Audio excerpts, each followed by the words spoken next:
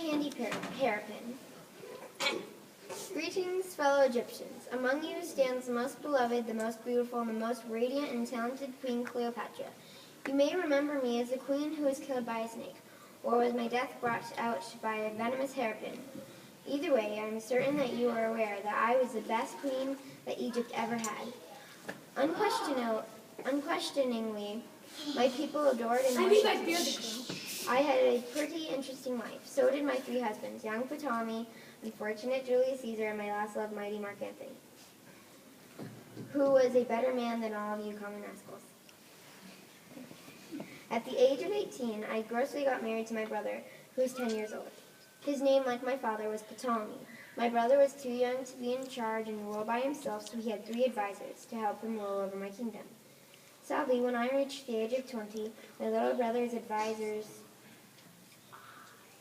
treacherous and awful advisors, exiled me out of Egypt.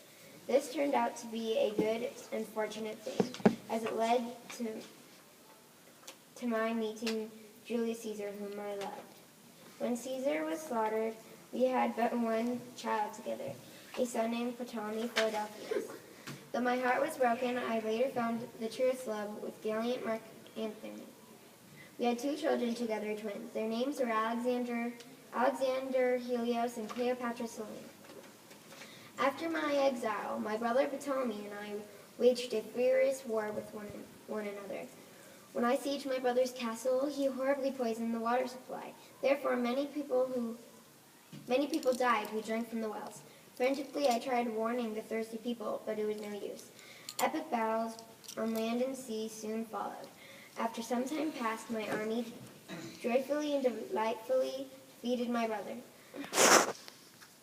My brother plunged overboard during battle, and though he was a strong swimmer, the weight of the gold he wore dragged him down to his death.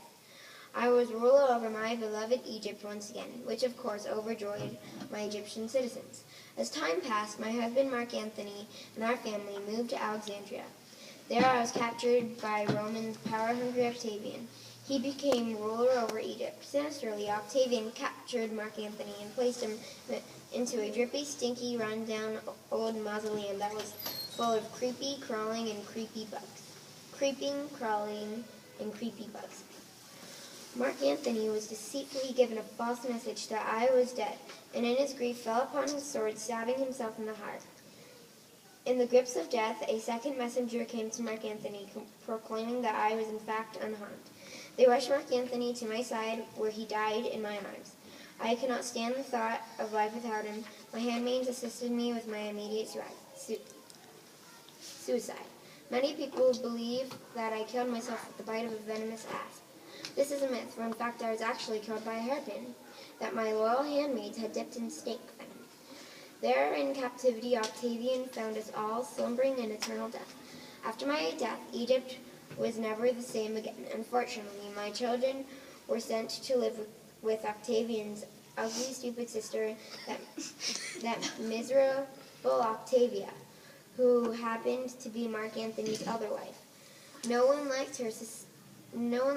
Suspiciously, only one of my little darlings survived childhood. She grew up to be a mighty African queen, Queen Cleopatra Selene. Upon my death, I was buried in the same tomb as my beloved Mark Antony, along with my loyal handmaidens. Although we now spend half of our time in gloomy, foggy, mythical Hades, the other half is in Egypt's fanciful, heavenly, beautiful new world for the dead. Care to join me? I have a handy hairpin.